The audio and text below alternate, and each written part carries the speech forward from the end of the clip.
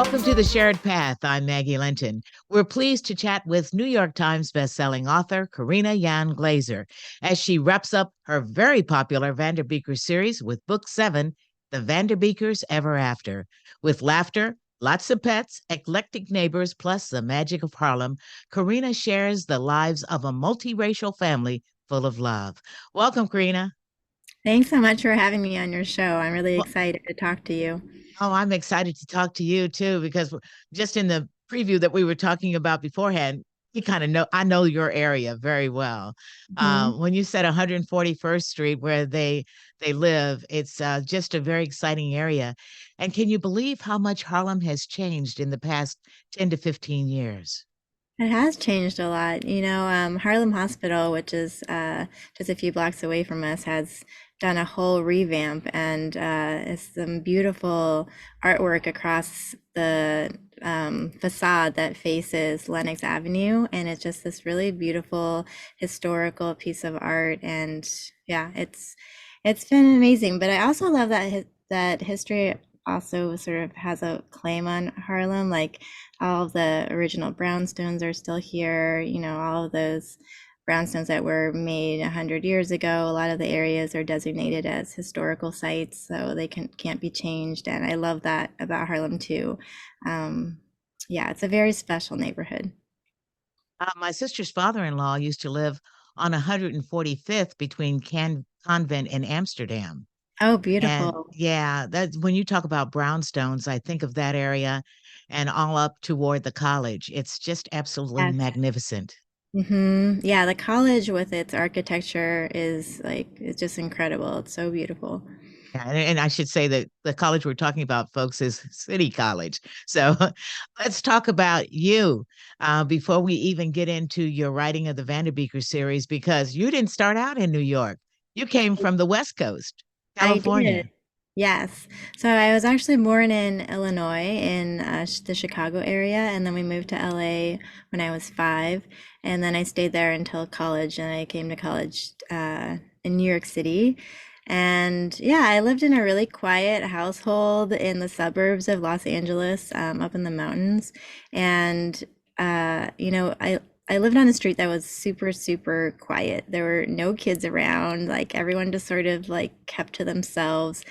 And so, as a like really bored child, I spent a lot of time reading. And the books that I loved the most were the books that were about big families and about New York City. And for some reason, that really resonated with me, even though it was so different from my own reality. I felt like, going, to New York City through these books made me really be excited about living there one day. So that became the goal for me, growing up. Like, okay, I need to, like, these are the things I need to do. Like, I need to get good grades. I need to, get a job and all these things. So like all throughout high school, I just knew like New York City was the goal. And so I was really happy when I was able to go to college here. And, it was everything I wanted it to be. I didn't even see the school before I applied. I didn't see any school, any college before I applied. And I already knew that New York City was where I wanted to be. And I'm still here, like over 20 years later, raising my kids in Harlem. And it's just been wonderful. Speaking of multicultural, that's exactly what Harlem and New York City is too. Just everything, culture, food, the people, so different, so unique, but all rolled into one in a big city full of everything for everybody. Hmm.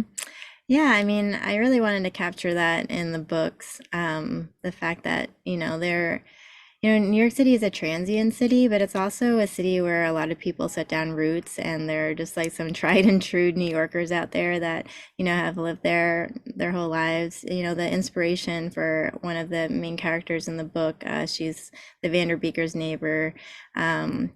She's inspired by my neighbor who lives down the hall, who's lived her whole life in Harlem. Used to live in a brownstone herself until she wanted to live in a building that had an elevator and more, like a superintendent. She would always tell me like I would always be afraid like to leave the brownstone like for a trip and like come back and like wonder what Would happened. burst or something. Yeah. Yeah, exactly. So, because she has all these wonderful stories of growing up in Harlem and, raising her family here and being a young girl, 70 years ago, like living in Harlem. And it's a beautiful place. And I think that sense of like community and friendliness has always been a part of Harlem. Like, I have a dog and I walk him a lot, and like every morning I walk him like sort of around the same area, and the superintendents, will be out there, spraying down the sidewalks or taking out the garbage, and they all know me, they all say hi. I also am a runner, and so there are a bunch of runners in our neighborhood. There's a really fantastic Harlem running group here, and they're so supportive. I'm running my first marathon in November, and they've been really great with advice. And we have like, the running club t-shirt. So when you see someone wearing that shirt, you cheer them on, and it's just really lovely. And it's the place where I feel like I didn't get that kind of community when I was growing up, and I feel really grateful now, like, and so appreciative for it, and so appreciative that the people who live in our building, they've watched my kids grow up, they have seen us in lots of different stages of our lives, and it's a beautiful thing and a gift to have that type of life. Home. That's Hmm. what it is. Home. All right. When did you know you wanted to write? Oh, when I was really young, I was writing stories when I was like, ever since I could write, I would write these little stories, and I loved reading. Um, yeah, I think if you asked me when I was a second grader, like we're always asking kids, like, what do you want to do when you grow up? Oh, And like, yeah. it's sort of a silly question, but it's also like a little peek into what is interesting to that young person. A lot of kids will say like a firefighter, um, a teacher or nurse, like that is their world, like that is like what they see. And I would always say I want to be a writer because books, I mean, that's what I loved. And, for me, like that was like the dream job is to be a writer. And then as I grew older, I started getting interested in other things, and going through high school and college I didn't study writing. And then it was only when I had my own kids and I was reading to them a lot and reading all the wonderful books that have been published in the last 10 years. There's just so much more diversity and inclusion in the books now than, when I was growing up. Like, I didn't really have a lot of books that featured characters that looked like me or like my family. And now there's so many, and I just feel like kids are really lucky right now to be living in a time where, they can see themselves reflected in the pages. And, we're doing a lot of work to make sure that continues to happen. And yeah, it's exciting to be a writer right now, I think. Well, let's move into this exciting family because five kids, I don't even want to. When people have more than two, I go, what's wrong with you? Don't you know how much it costs? But Yeah, because it's not cheap, especially, well, living in Manhattan, I know you understand that. But let's move to the Vanderbeekers, and we will eventually talk about your other novel, Duet for Home. But let's begin with the Vanderbeekers because that's the reason why we're really here. Five sure. kids. Yeah. Talk Okay, so about those wonderful and exciting individuals. right. So, like I said, when I was growing up, I really love these books about big families. So for me, I was really trying to think about, uh, writing a contemporary story because we don't have that many books now about a big family in New York City for all the reasons that you mentioned. It's super expensive. space is at a premium. And so I was really trying to figure out, like, how would I make it work now to have a big family living in New York City now? And so what I came up with is an arrangement that often happens in sort of these smaller buildings like brownstones, where there might be like 3 units, but it's not enough for like a live-in super. And so a lot of times, the owner of that brownstone will hire the person who's living there already to do sort of like these like superintendent tasks, like taking out the garbage, sorting the recycling, making sure the sidewalk is clear, shoveling the snow, that type of thing, and minor repairs. So in return for doing that, they often get a break in their rent. So that was sort of my idea for how they could sort of afford to live there. Um, Also, the garden apartment in a brownstone, which is like the ground floor, they have that backyard, which I thought was important for the kids, especially with 5 kids. They needed like a little Yes. like spill out space to go out there. And also, it just became a place where, more stories could happen in the backyard too, between like them being able to have more animals and also a tree house and sort of like things that I think a lot of kids are more familiar with, and then also making it a little unusual for city kids.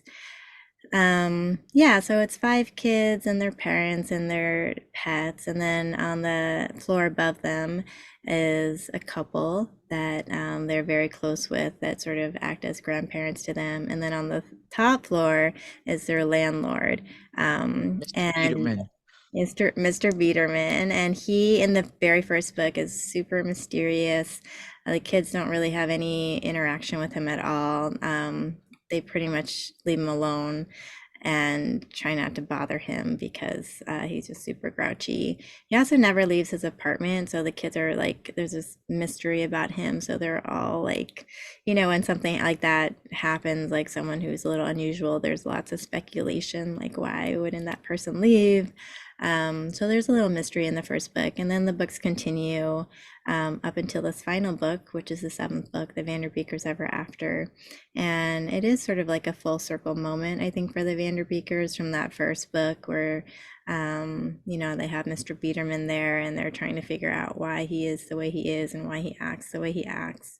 And then over the course of the books, there's more understanding about his backstory, and then sort of like him being like sort of brought into the family in a way until the last book where he pretty much becomes part of their family through a marriage proposal to their aunt. So that's what happens right in the beginning of the book. So it's not a spoiler, really. You find out in the first chapter. So, but yeah, I really wanted to create this story arc for him, and it's sort of funny that he's the one who sort of brings the whole series together, even though the book is really about the kids. The other thing that is you give each of the kids their true own personality, things that they're really interested in. Even though Isa and Jesse are twins, you still give them their individual voices. And that's what's so important for maybe parents to learn that even if you have twins or triplets, you've got to give each child their own voice. Yeah, that was like one of the most challenging parts of writing the first book, was trying to find what their voice was, all 5 of them, because they all had to be really distinct, because it could be really confusing to just throw these 5 characters, like 5 main characters that all have equal say in the book, and trying to keep them, all straight in your mind. And then also having twins in the book. So for the twins, I really tried to make them really different. So, Isa is a very pragmatic, and she's a violinist and very much like the family manager. I think that often happens with older kids in a big family. They sort of have to assume like second mom status. And then her twin is very scientific, very rational. So like when they talk, I try to distinguish like even the types of words that they use, from being like more of that managerial sense to like, a really Yes. rational, like scientific person. So yeah, I mean, it was really fun. And once I got their voices down, it was really wonderful to write the book, especially dialogue. How they would talk to each other, and they range in age. I think there's like a maybe 8 or 9 year gap between the youngest and the oldest. So it's just really fun. Like, I think my favorite scenes are writing when they're all together and they're just sort of talking over each other, and someone's making fun of someone else and someone's like scolding someone for not paying attention. And it's just like that family chaos that I loved when I was younger, reading about when I was younger. And it's like, it's just the best to write. Exactly. Well, let's talk a little bit more about this seventh book and why you decided it was time to move on. Yeah, I feel like when I wrote the very first book, the publisher didn't buy it as a series. They bought it as a standalone, and they bought two books, but both of them were standalones. So when I had finished the first book, the Vanderbeekers of 141st Street, then I started working on another standalone book. And when I was in the middle of like working on that one, I got an email from my publisher saying, "Hey, like we think the Vanderbeekers of 141st Street is, going to do well. So what do you think about a sequel?" And I was excited about it. So I said yes. And they said, "Great. So your deadline is when your other second book would have been." So I was like, "Oh, wow. Okay. So I have to write this like pretty fast." And I think it was made easier because the world was already built and the characters were already there and their names were already there. So it became a little bit easier, but a little bit stressful. And then the same thing happened when I was writing the second book. They asked for a third book. And then when I was writing the third book, they asked for a fourth book. And I thought at that point that would be the end, because in my mind, I felt like the Vanderbeekers could close out the series with the fourth book. It'd be one book in every season of the year. And that sort of made like a tidy package. And then they asked for a fifth book, and I was sort of like unsure whether to do that or not, because I felt like the larger plot was sort of solved with the fourth book. And then I ended up saying yes to it and then immediately regretting it, like the second I signed the contract, because I felt like I didn't want to just tack on another book to a storyline that I felt was finished. And so the only way I felt like I could solve that problem was to ask the publisher for like if they would buy two more books after I had like, gave them so much trouble about writing a fifth book. I was like, "Oh, by the way, can you buy two more?"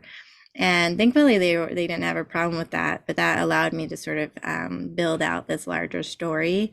Because I think it can be really unsatisfying when you're a reader and you're getting to the end of a series, and maybe like the last book is not as great as you're hoping, and it can be really disappointing. And so I think for me, I really wanted to not do that. I really wanted to honor all the readers who invested a lot of time into the characters and to the story.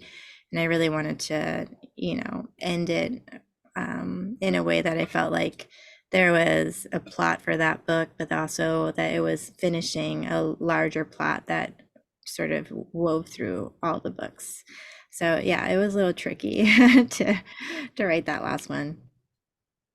One thing I also appreciated was your love of nature and the constant flow in and out of nature, and also for pets and animals and them being a part of a family, such a very important part of a family. Yeah, for me, like nature is really important, and I think living in a city can be a little harder to find those little pieces. But I think that living in a city gives you like even more of an appreciation for like what is there, and also the resilience of nature. Um, for me, there's this like really like narrow sliver of a park right off of where I live that goes up right next to Harlem River Drive, and it's very, very narrow. One side is the Harlem River, but the other side is the highway. So it's like really loud on one side and then like sort of peaceful on the other side. Right. And for me, it's, that's where I walk every single day with my dog.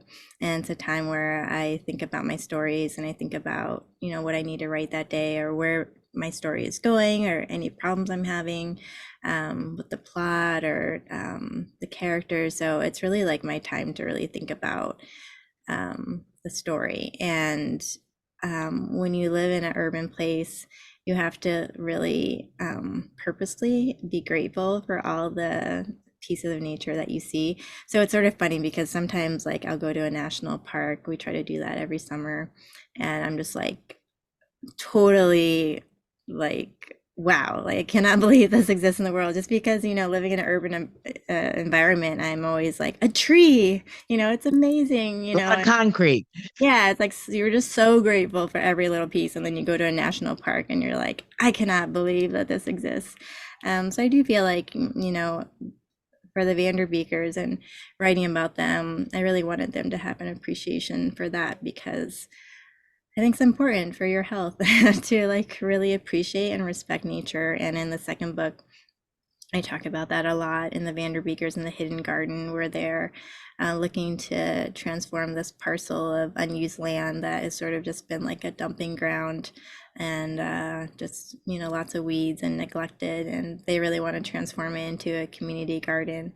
And, there are lots of spots in Harlem and throughout the city, but in Harlem in particular, where there are these like little green oases that prop up that, people in the community, they just decided we want a little green space and we want a place where we can hang out and talk to neighbors and grow something and grow herbs and vegetables and flowers. And I think it's a really important part of a neighborhood to have a space that's green and that allows for people to gather um, and talk and just be in community.